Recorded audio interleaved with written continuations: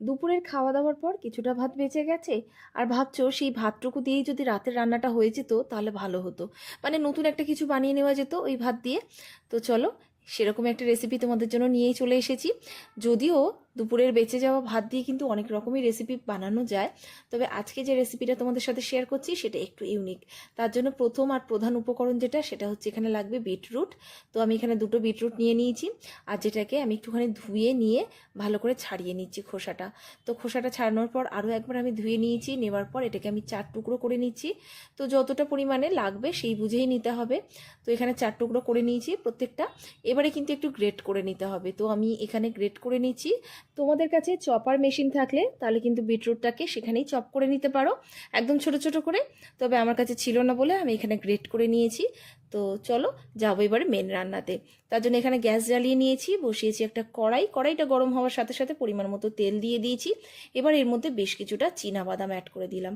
চীনাবাদামটাকে বেশ কিছুক্ষণ নাড়াচাড়া করে ভেজে নিয়ে এর মধ্যে একটু বিউলির ডাল দিয়েছি, তার সাথে একটু ছোলার ডাল দিয়েছি, কালো সর্ষে, একটু হিং, বেশ কিছুটা রসুন যেটা কিনা আমি থেতো করে নিয়েছি সেটা দিলাম।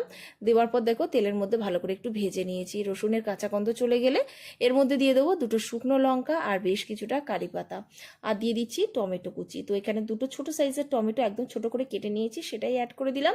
দেওয়ার পর গ্যাসটাকে একটু হাই ফ্লেমে দিয়ে সবকিছু একটু ভালো করে ভেজে নেব। এদিকে টমেটোটা গলে গেলে এটার মধ্যে দিয়ে দেবো বেশ কিছুটা পেঁয়াজ কুচি। একটা ছোট সাইজের পেঁয়াজ আমি হাফ করে সেটাকে ছোট করে কেটে নিয়েছি, সেটাই দিয়ে দিলাম। এবার পেঁয়াজটা দেওয়ার পরে কিন্তু আবারও নরম করে একটু ভেজে নিতে হবে। তো পেঁয়াজটা নরম হয়ে গেলে এটার মধ্যে দিয়ে দেবো গ্রেট করে রাখা বিটরুট। এবার সেটা দেওয়ার পরে কিন্তু বেশ কিছুক্ষণ হাই ফ্লেমে নাড়াচাড়া করব যাতে বিটরুটটা একটু ভাজা ভাজা হয়। আর এর মধ্যে কিছু মশলা অ্যাড করব, যার মধ্যে সামান্য একটু হলুদ গুঁড়ো আর একটু কাশ্মীরি লাল লঙ্কা গুঁড়ো আর স্বাদ মতো নুন আর চিনি। চিনিটা কিন্তু অবশ্যই অ্যাড করবে। তো যাই হোক, এখানে সব কিছু দিয়ে এবার আবারও কিন্তু বিটরুটটাকে একটু হাই ফ্লেমে ভাজা ভাজা করে নেব। তোমরা চাইলে কিন্তু এখানে কাঁচা লঙ্কা কুচি অ্যাড করতে পারো, তবে আমি দিইনি।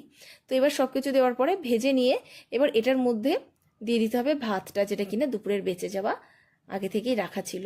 তো সেটাই আমি এর মধ্যে অল্প অল্প করে অ্যাড করব, করে ভালো করে কিন্তু একটু মিশিয়ে নিতে হবে।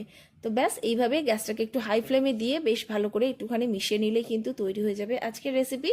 তো এটা কিন্তু ট্রাই করতে পারো বাচ্চাদের স্কুলের টিফিনের জন্য, কিংবা সকালবেলাও ব্রেকফাস্টের জন্য এটা কিন্তু বানাতে পারো, কিংবা রাতের বেলা তো বানাতেই পারো, সেটা আগেই বললাম। তো রেসিপিটা কেমন লাগলো সেটা কিন্তু জানাতে ভুলো না, কারণ এই ধরনের অনেক রেসিপি কিন্তু তোমরা আমার ইউটিউব চ্যানেল আর ফেসবুক পেজে পেয়ে যাবে, সেখান থেকে দেখে নিতে পারো। আর যদি মনে হয় ভালো লাগে তাহলে কিন্তু অবশ্যই পাশে থেকো। তো চলো আবারও একটা নতুন রেসিপির সাথে হাজির হয়ে যাব, ততক্ষণের জন্য ভালো থেকো, সুস্থ থেকো, টাটা।